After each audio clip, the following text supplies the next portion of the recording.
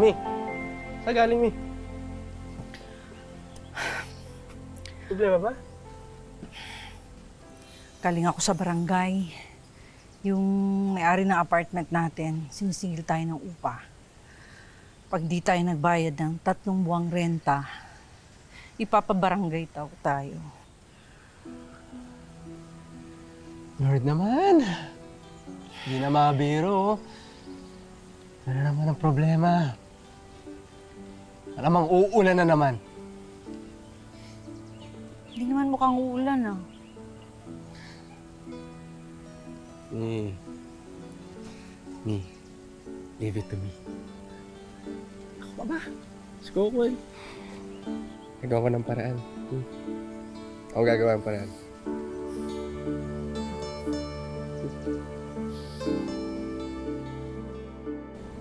Ma, baka may project ka naman dyan. Sama mo naman ako, kailangan ko lang talaga ng racket eh.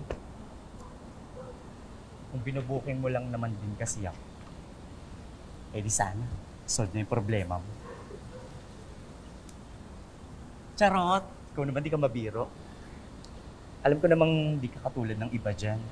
Tsaka baka kasi hindi mo rin kayang sikmurain yung bagong indie movie na niluluto namin ni Derek eh. May eksena doon na kumakain yung bida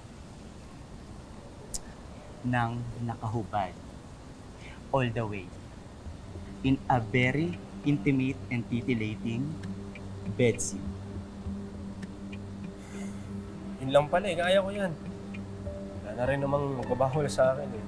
Break na kami. Kaya ko yan, mama. Sige na.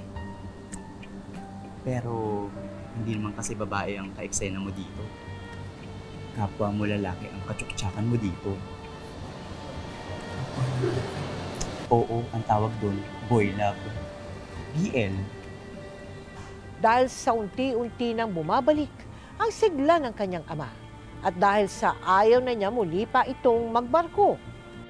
Sa kagipitan ay nag-audition si Kokoy sa nasabing mapangahas na indie movie kung saan natanggap siya bilang isa sa mga bida. Bakit mukha kang kinakabahan? Huwag mo sabihin ngayon ka pa magbaback out.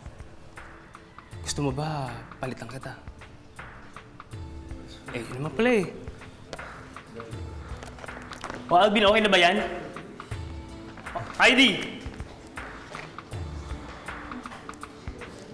Lights! Camera! Action!